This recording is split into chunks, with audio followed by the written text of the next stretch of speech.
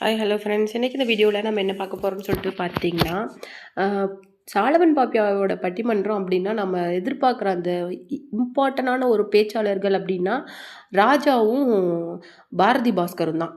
எனக்கு ரொம்ப பிடிக்கும். பாரதி பாஸ்கர் என்னுடைய ரொம்ப ஃபேவரட்டான ஸ்பீக்கர். ஆனால் நம்ம ராஜாவுக்கு வந்து இப்போது அமெரிக்க தமிழ் சங்கத்தால் அவருக்கு ஒரு பெரிய சோகம் ஏற்பட்டிருக்கு. அது என்ன அப்படிங்கிறத பற்றி தான் இந்த வீடியோவில் நம்ம டீட்டெயிலாக பார்க்க போகிறோம். வீடியோக்குள்ளே போகிறதுக்கு முன்னாடி நீங்கள் நம்ம சிபி ட்ரெண்டிங்க்கு புதியவராக இருந்தால் மறக்காம நம்ம சேனலை சப்ஸ்கிரைப் பண்ணி ஃபாலோ பண்ணிக்கோங்க. வாங்க வீடியோக்குள்ளே போகலாம். அந்த விஷயம் என்ன அப்படின்னு சொல்லிட்டு பார்த்தீங்கன்னா, ராஜா வந்து அமெரிக்க தமிழ் சங்கத்தோட அழைப்பை ஏற்று வந்து அங்கே போயிருக்காரு.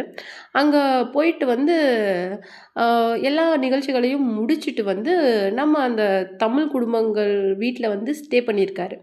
ஸ்டே பண்ண அந்த நேரத்தில் வந்து ஒருத்தர்கிட்ட வந்து நீங்கள் என்ன ஆளுங்க அப்படின்னு சொல்லிட்டு கேட்டிருக்காரு.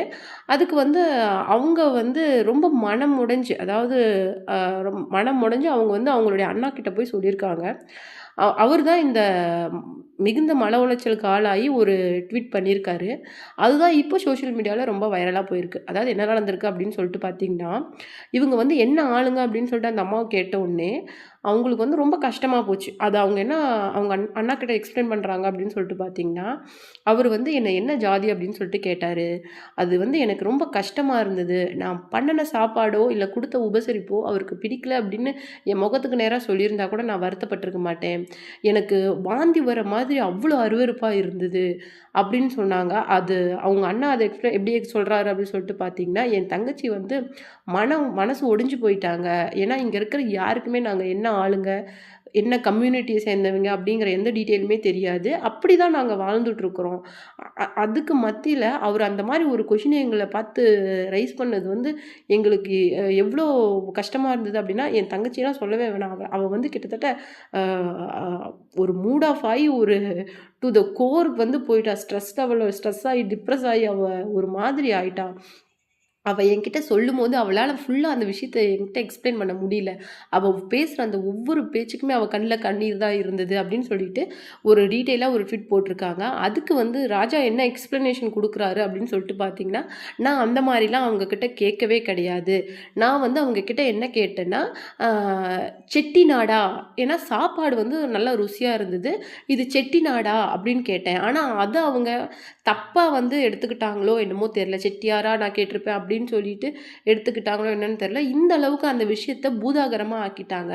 நான் ஆரம்பத்துல அந்த அழைப்பை ஏத்துட்டு அந்த அமெரிக்க தமிழ் சங்கத்துக்கு போகும்போது அவங்க கிட்ட கேட்ட முதல் விஷயம் என்னன்னா, நாம எல்லாருமே தமிழ் சங்கம் அப்படிங்கிறது ஒரே கம்யூனிட்டி. ஆனா நீங்க இங்கேயே 3 கம்யூனிட்டியா டிவைட் ஆகியிருக்கிறீங்க. தமிழ் சங்கம் அப்படிங்கிறது ஒரே கிளை. அதுக்குள்ள ஏன் இத்தனை டிவிஷன் இருக்கு? இதெல்லாம் ஒட்டுக்கா சேர்த்து நீங்க பண்ணுனீங்களா, இன்னும் அமெரிக்காவுல நம்ம மொழி நல்லா வளரும்ல அப்படின்னு சொல்லிட்டு நான் சொல்லியிருந்தேன். நான் போய் அந்த மாதிரி அவங்கள கேட்டிருப்பேனா?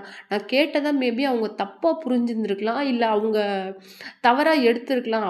ஒரு தவறான புரிதல் மட்டும் தான் இந்த பிரச்சனைக்கு காரணமா இருக்குமே ஒழிய, நான் எந்தவித கெட்ட எண்ணத்தோடையும் வேற எந்த நோக்கத்தோடையும் நான் கேட்கல. ஏன்னா, என்னை பத்தி தெரிஞ்சவங்களுக்கு நல்லாவே தெரியும்.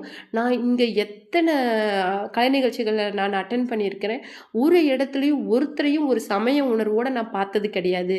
இவங்க இந்த ஆளுங்க அப்படின்னு ப்ரையாரிட்டி குடுத்ததோ, இல்ல வேற எதுவும் கிடையாது. இந்த மாதிரி ஒரு விஷயம் வந்து என் மனசுக்கு ரொம்ப நெருடலா இருக்குது. என்னுடைய இத்தனை வருஷ கலை பயணத்துல இப்படி ஒரு கரும்புள்ளிய நான் எதிர்பார்க்கவே இல்ல அப்படின்னு சொல்லிட்டு ரொம்ப வருத்தப்பட்டு பேசியிருந்தாரு. இத பத்தி நீங்க என்ன நினைக்கிறீங்க அப்படிங்கிற உங்களுடைய கருத்தை மறக்காம நம்ம கமெண்ட் பாக்ஸ்ல குடுத்துருங்க.